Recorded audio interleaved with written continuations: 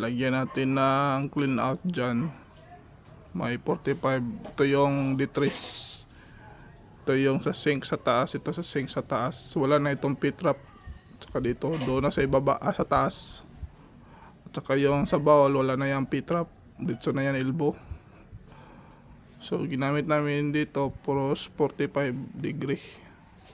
Di kami gumamit ng elbow para iwas barado.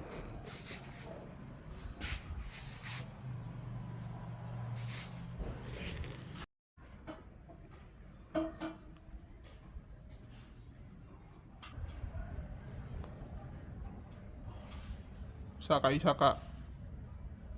Oops. Yan na, goods.